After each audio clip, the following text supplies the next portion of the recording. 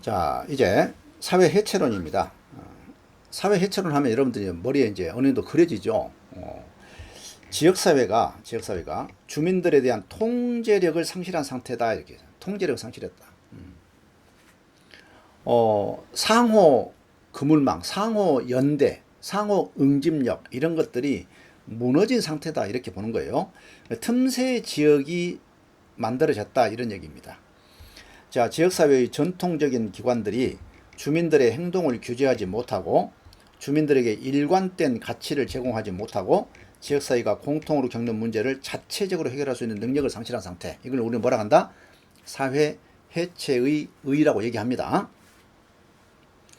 자, 이러한 이론들이 이제 나오게 된 등장 배경은 뭐냐면 아노미 이론이에요. 여러분들 뒤늦게는 좀 기억하셔야 합니다. 프랑스 사회 전체의 급격한 사회 변동을 아노미로 표현했어요. 아노미란 것은 뭐예요? 노미, 이게 규범이란 뜻이에요. 이거 A는 뭐예요? 낫이란 뜻이죠. 그래서 규범이 없는 상태, 이런 뜻입니다. 규범이 무너져 버렸다는 거야. 뭔가 지켜야 할 가치가 없어졌어. 아무 데나 침 뱉고 아무 데나 쓰레기 버리고 그리고 누구한테도 뭐 들이대고 앞뒤이 없어졌다는 얘기 한마디로. 자, 학계에 미친 영향은 매우 컸다. 사회의 병리적 상태에서 벗어나기 위한 대안을 제시했다. 어떻게 해요? 무규범 상태를 규범이 있는 상태로 만들어야 한다는 얘기예요. 그런데 이러한 영향을 시카고에서 받습니다. 시카고 학파가 여기가 이제 원래 사회학자들이에요. 사회학자들이 시카고에서 사회 변동이 급격하게 일어나니까 도시화와 산업화를 통해서 그 사회 인구도 변화가 되고 사회가 급격히 확장되고 도시가 그런 가운데서 문제가 발생하는데 그것에 대해 관심을 갖지 않을 수가 없죠. 지역사회에 있는 대학에서 교수님들이 모여가지고 이제 1920년대 시카고대 구성원들은 드립겐과 유사한 시각에서 사회 통제의 붕괴에 관심을 갖게 됩니다. 아, 이거 뭐야? 본 거예요. 그리고 범죄와 관련한 환경적 요인을 분석하고 그 관계를 정리하는 데 집중했다 그랬어요. 지금 제가 이제 하나하나 읽어드리는 것은 제가 압축을 해놨기 때문에 굉장히 중요한 내용들이에요. 이게 좀 흐름 속에서 여러분들은 또 체계도 잡아야 합니다. 자, 그런데 이 사람들이 갖고 있는 이제 뒤늦갱과의 차이점은 뭐냐면 뒤늦갱이 사회 전체의 급격한 변화에 초점을 맞췄어요. 사회 전체. 그 프랑스 사회 전체. 그런데 시카고 학파들은 그것이 아니라 근린 지역이에요. 근린. 자, 근린이란 뭐야? 이웃이야, 이웃. 이웃 동네. 우리 동네. 그 동네 주변에서 급격한 변화에 초점을 맞췄어. 아니, 국가 사회 전체를 배경으로 하면 얼마나 복잡합니까? 그래서 시카고시라고 하는 그 동네를 중심으로 해서 이 무규범 사회 통제가 무너지는 과정을 설명하고자 했다. 이런 얘기입니다. 자, 이 사람들의 공헌점을 봐야 해요. 시카고학파 공헌. 근린과 관련한 많은 양의 자료를 수집하고 체계화했다. 자료를 수집하고 체계화했다. 이 말은 뭐예요? 과학적으로 처리했다는 얘기예요. 이걸 우리는 뭐라고 얘기하냐면 경험과학이라고 얘기하면 실제로 우리가 실질적인 자료를 현장에서 수집하고 취합하고 분류하고 유형화했다 이런 얘기예요. 경험과학이라고 얘기합니다. 그래서 시카고 학파들의 학자들이 이런 문제에 많은 양의 자료를 수집하고 체계화했다고 하는 것은 경험과학의 경험적 연구에 큰 공헌을 세웠다 이렇게 평가를 합니다. 한계는 뭐냐 했더니 지역사회의 범죄 문제가 지역사회의 하위 문화가 원인인지 아니면 지역사회 사회 통제 능력이 원인인지 명확한 입장은 제시하지 못했다 그랬어요. 자료는 많이 갖다 놓고 이건 문제가 있어 라고는 얘기했지만 그게 뭐야, 어떤 문제야? 하위 문화가 문제인 거야? 아니면 사회 통제 능력이 부족해서 문제된 거야? 여기까지는 정의하지 못했다 이런 의미입니다. 자, 사회 해체론의 초기 학자들이 이 사회 해체의 내용을 어떻게 봤는가에 대한 내용을 좀 보겠습니다. 자, 토마스라는 사람이에요. 사실은 형사 정책 관점에서 범죄 원인론을 봤더니 여기까지 보지 않습니다. 그런데 범죄학을 공부하신 분들은 조금 더 깊이 봐두셔야 해요. 자, 토마스는 상황정의라는 말을 써요. 상황정의. 상황정의라는 것은 definition. 자, 상황을 나는 이렇게 본다라는 거야. 자, 다시 말해서 각자가 마음에 갖고 있는 어떠한 안경으로 가지고 세상을 바라보는 눈을 통해서 그것을 정의를 하게 돼 있어요. 자, 나무가 있어. 또는 개가 있어요. 제가 그림을 너무 못 그려. 그래서 이것도 좀 지능하고 관계 있다는데. 개가 지나가. 그러면 어떤 사람들은 어마어마하게 공포스럽게 받아들인 사람이 있고요.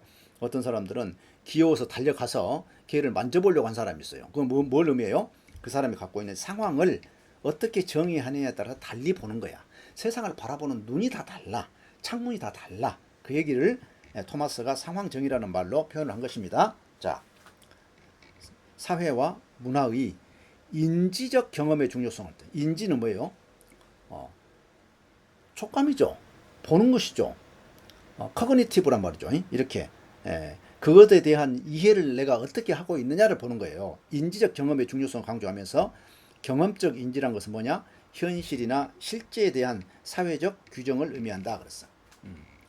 현상을 볼 때, 사회를 내가 바라볼 때 이것이 따뜻한 곳이다, 아니면 나를 보호하는 곳이다, 이렇게 보는 사람이 있고, 어떤 사람들은 다 적이야, 우리 동네 사람들 믿을 놈이 하나도 없어, 이렇게 바라보는 시각이 있다는 거야. 이걸 우리는 상황정의라고 토마스가 정의를 내렸습니다. 자, 다시 한번 읽어볼게요.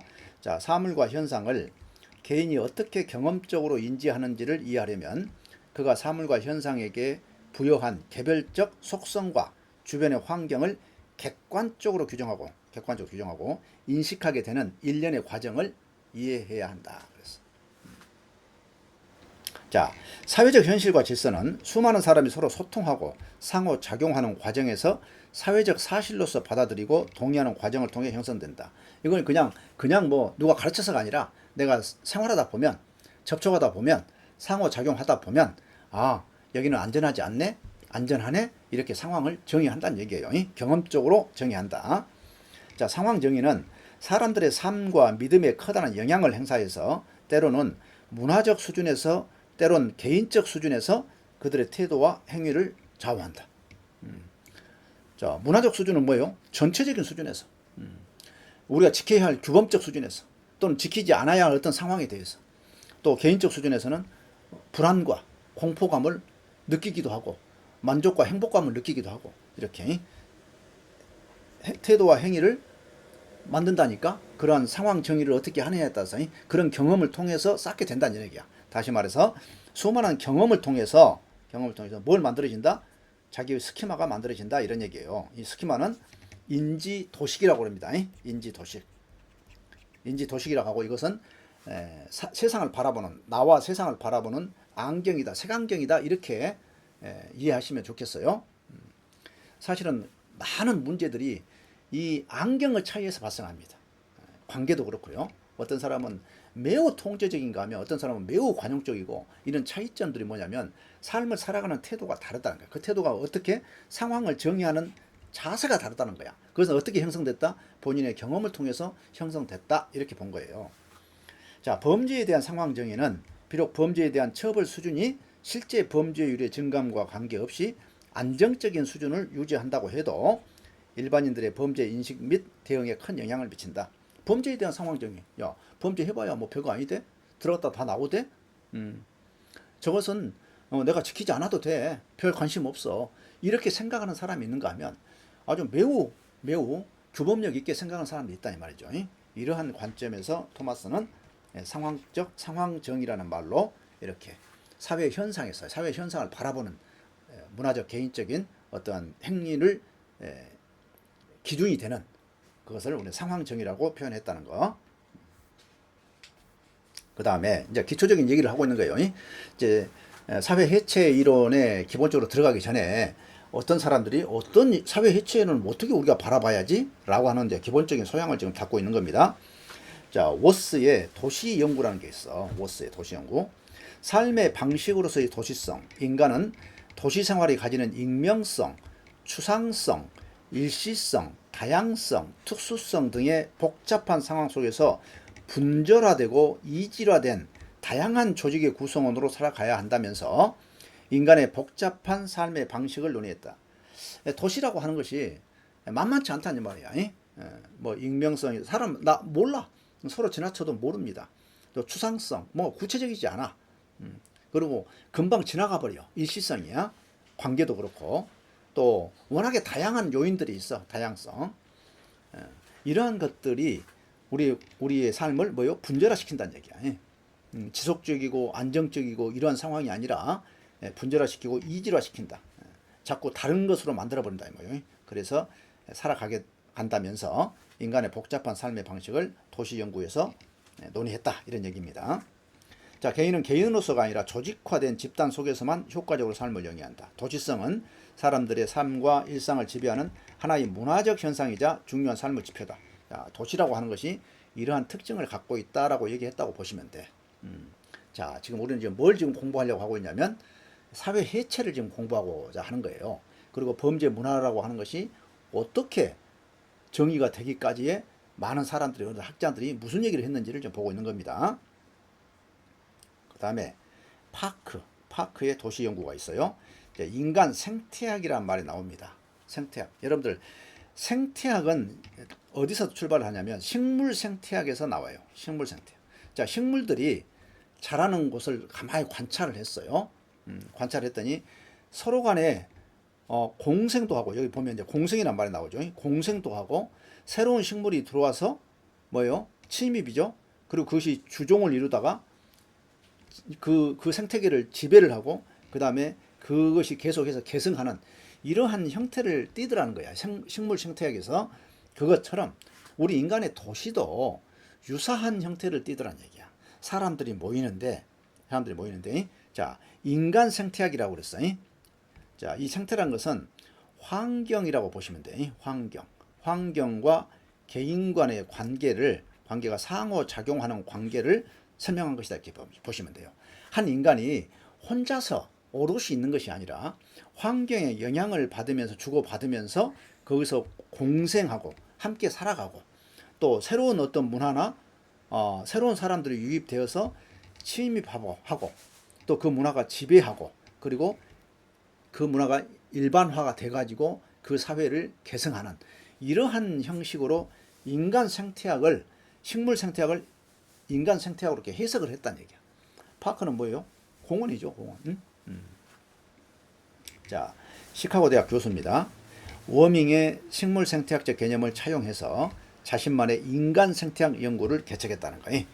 인간 공동체는 워밍이 규정한 식물 공동체와는 다르지 않고 개별 유기체는 뭐예요? 한 인간이죠. 개인은 상호 연관되고 서로 연관되고 상호 의존적이며 각자의 삶을 위해 끝없이 투쟁한다는 거야. 자, 이 환경은 다른 사람이라고 볼 수도 있어요. 다른 개인. 그래서 개인과 개인, 많은 개인이 있잖아요. 나라고 하는 이 개인이 이 환경 속에서 서로 끊임없이 주고받으면서 상호 연관되고 상호 의존적이며 각자의 삶을, 그럼에도 불구하고 각자의 삶을 이어가기 위해서, 생존하기 위해서 끊임없이 투쟁한다. 이렇게 인간 생태학적 관점에서 설명을 했다는 거. 자, 이 생태학이 뭔가 한번 봅시다. 동식물이 각자의 자연적 서식지에서 서로 어떤 관계를 맺고 살아가는 것을 연구하는 생물학의 한 분과입니다. 자, 인간 생태학 이론에서는 공생, 그렇기 때문에 함께 살아야 하잖아요. 자, 나 혼자 살겠다? 나 혼자 사는 영역이 있어. 그런데 다른 사람과 함께 어우러져 살아야 해. 누군가와 함께 나눠야 해. 그래서 이렇게 공생하는 영역이 있다니까. 공생하고 침입, 지배, 계승이라는 두 핵심 용어로 설명하고 있다. 이렇게. 그러면 이 공생과 침입, 지배, 계승을 어떻게 해석을 했는지 봅시다. 공생이라고 하는 것은 생태학적으로 규정된 장소죠. 유기체들이 서로 어울려 살아가는 것. 마을 공동체. 뭐예요? 이것은 공생으로 표현할 수 있겠죠. 도시라는 개념은 인간 유기체들의 상생을 위한, 서로 살기 위한 하나의 생태적 장이다. 이게 도시는. 자, 유기체 안에서 이질적 사람들이 동질적 삶을 추구하는 자연지역이 형성되고, 자연지역은 지역 주민 간의 공생적 상호관계로부터 유기적인 통일성을 형성한다. 나름대로의 통일적 삶을 함께 일정한 부분을 내놓고 길도 내놔야 하잖아요, 서로. 그리고 회의하기 위해서 함께 모여야 하고, 그러한 공생적 관계가 있는가 하면 특정 지역에서의 자연적 균형이 무너지고 변화하는 과정을 침입, 지배와 계승의 용어로 이렇게 해석을 합니다. 자, 식물 생태학처럼 인간의 세계에서도 다양한 인종이 토착 세력의 영역에 침입하고 지배하고 계승의 과정을 거치면서 인종 구성이 변화한다. 자, 우리나라의 현재 상황 또는 도시의 현재 상황을 좀 보자면 우리나라도 사실 급격한 산업화를 겪었거든요. 도시화를 겪었어요. 그래서 지금은 이제 피할 수 없는 수도권 중심의 집중화를 지금 겪고 있죠. 그런 것처럼 이렇게 시골에서 지방에서 마구 온단 말이야. 이걸 우리는 침입이라고 보고 와서 뭐예요? 그 사회를 지배하고 그 문화가 만들어져서 또 계승하는 이 과정을 우리 이제 침입과 지배와 계승의 과정으로 설명했다는 얘기예요.